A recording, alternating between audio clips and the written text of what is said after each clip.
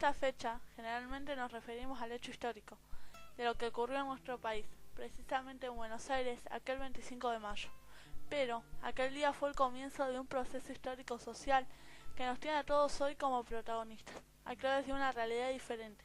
Siempre es importante conocer de dónde llegamos para proyectar el futuro. Luego de decidir el Cabildo Abierto del 22 de mayo, la destitución del virrey Cisneros, a partir del 25, se consagró a la Junta que gobernaría en nombre de Fernando VII, la denominada Provincias Unidas del Río de la Plata. Cornelio Saavedra, Juan José Paso, Mariano Moreno, Juan José Castelli, Manuel Belgrano, Miguel de Ascuénaga, Domingo Mateu, Manuel Alberti y Juan Larrea encabezaron este gobierno. Sostenedores de la libertad y fomentadores de la independencia. San Martín llega al país 2 años después. Se pone a disposición con un rol meramente militar, con la idea de una América libre e independiente. Prepara a los granaderos, combate en San Lorenzo y desde Cuyo arma el proyecto libertador. Luego de liberar a Chile y Perú, creyó que fue el final. Temiendo por su vida y no queriendo que su figura fuera utilizada para la guerra civil, decide retirarse y vivir sus últimos años en Europa, donde encontró la muerte, en el olvido de una sociedad que había contribuido a formar. Belgrano, uno de los ideólogos de la revolución, con espíritu realmente patriótico, sin interesarle prestigio o riqueza, se pone al servicio de la revolución. Empuña el sable y sale a pelear por un ideal, la libertad. Todo puso por debajo de ese objetivo hasta su vida. La falta de referente de gobierno y ante una situación de violencia, la aparición de Rosas fue el resultado de aquello. Solo que éste creyó la necesidad de construir el Estado, valorado por Alberti, después de conocerlo en el exilio, diciendo que Rosas había dejado un gran sentido de autoridad. Rosas fue el claro ejemplo de la fuerza del campo, la campaña por aquellos tiempos, donde el periodo de 1810 a 1853 fue no solo de la búsqueda del Estado, sino donde la expansión ganadera, sobre todo en la provincia de Buenos Aires, dio mayores réditos. En esta etapa se hicieron las fortunas que los nietos de estos explotaron. El campo y las tierras en el siguiente periodo valían 7 u 8 veces el valor anterior, y esto, de alguna manera, explica la formación de esa oligarquía a la que se cuestiona en el siglo siguiente. La batalla de Caseros fue un hecho bisagra en la historia argentina. Urquiza vence a Rosas, y allí termina una etapa para comenzar otra, cuyos protagonistas vemos: la Argentina de las estancias grandes, de muchos animales, con el gaucho deambulando por el campo, a veces sin sentido, va a ir transformándose en una Argentina de ferrocarriles, inmigrantes, alambrados y molinos en las estancias. Esa Argentina consigue coordinar a partir de un grupo de esclarecidos una política de Estado, de expansión, un modelo productivo que desembocará en un crecimiento económico sin precedentes. Aquí figuras como José Ingenieros, Vialet Macé, entre otros, fueron quienes formaron parte del grupo que le dio algún sentido a una política de Estado clara. Como siempre, toda etapa tiene un final. El espectacular desarrollo de la etapa de 1880 a 1916 no tuvo la distribución que debía. Aquella dirigencia creyó que la riqueza que ellos ostentaban la tenía toda la sociedad, pero se equivocaron, y los primeros que la avisaron fueron los radicales. Sus gobiernos tuvieron la idea de distribuir, pero ya el mundo era otro. La Argentina comenzaba a intentar una industrialización basada en la elaboración de productos primarios, frigoríficos, molinos harineros, curtiembres, primeras acerías, etc.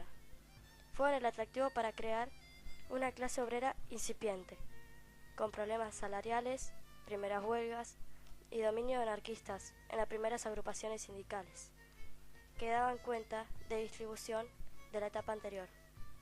Luego del golpe militar de 1930 sobrevivió una etapa denominada como la década infame: negociados, corrupción en un grado muy grave, fraude electoral, dominio del ejército como custodios de un orden político conservador de valores, anteriormente logrados, pero cambiados en algún aspecto por los radicales.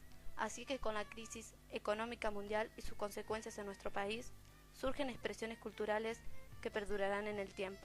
El tango comienza con la música y expresión de los barrios marginales, y que luego la aparición de Carlos Gardel lo popularizó. Si existe una síntesis de la sociedad argentina y sus valores discípulos, en Cambalache lo expresó claramente.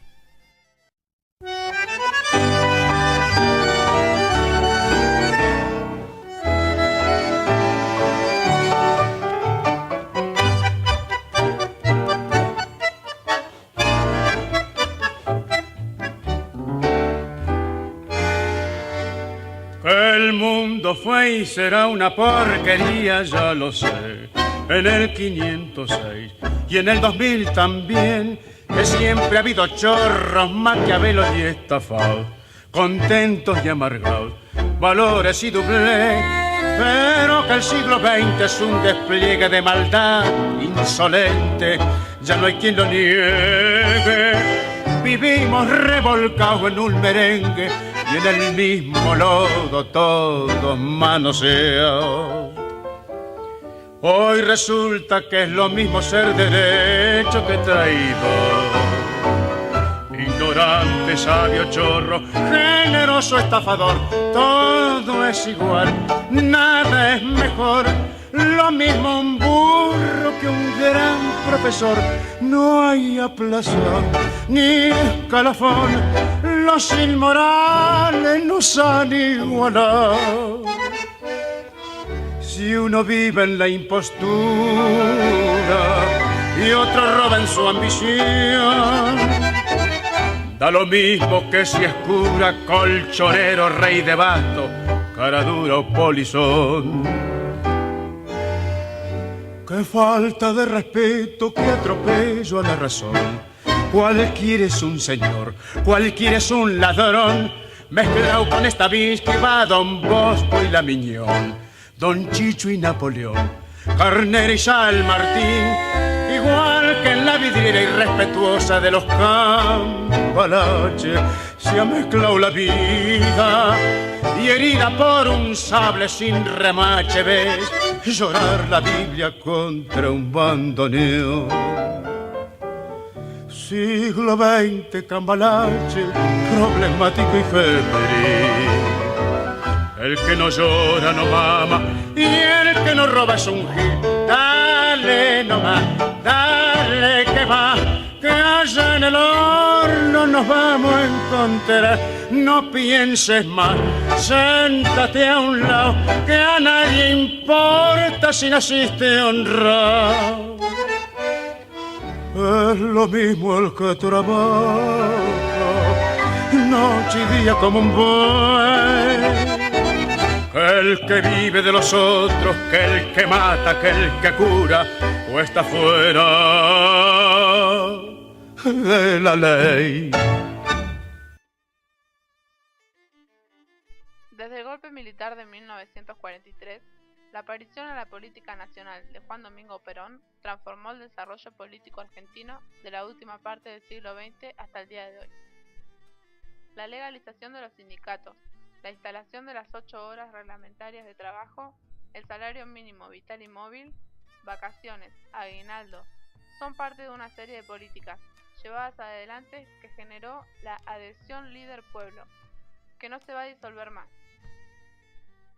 Fue de tanta fuerza que cuando Perón fue destituido, una porción importante de la población se quedó sin su referencia. Fangio fue la figura que surge como éxito de la política peronista. Más allá de ello, el quintuple será un emblema del deporte argentino.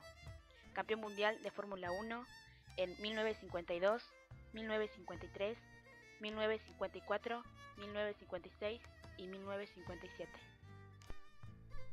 Entre 1955 y 1983 se fueron sucediendo 3 golpes de Estado e interrupciones de gobiernos civiles, que deterioraron valores sociales que se habían establecido. No interesa aquí detenernos en los responsables, pero sí queremos dejar claro que la República y la sociedad perdió.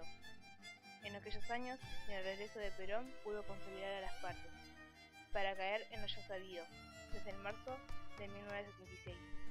Vivimos en un momento más triste de nuestra historia, que se extendió por 7 años. En ese nivel de tristeza, dolor, la guerra de las Malvinas terminó como aquella locura de un ejército cegado por el poder. El 2 de abril de 1982 nos despertamos con la noticia de que la República Argentina, en un operativo comando, había recuperado militarmente las Islas Malvinas. Hubo algarabía, la gente se movilizó como en otras épocas, hubo confusión, hubo incoherencia, fue derrota, fue desengaño. Esta frustración social dejó al país en las puertas de comenzar una nueva etapa política. Esa nueva etapa sería la recuperación de la democracia como sistema social y político. Sería la del triunfo radical, sería la de una responsable alegría, sería el destino que los argentinos queremos. A 203 años de aquel 25 de mayo, la sociedad reclama valores, reclama acciones patrióticas, actos de desprendimientos desinteresados de factores personales para emplearlos al bien común.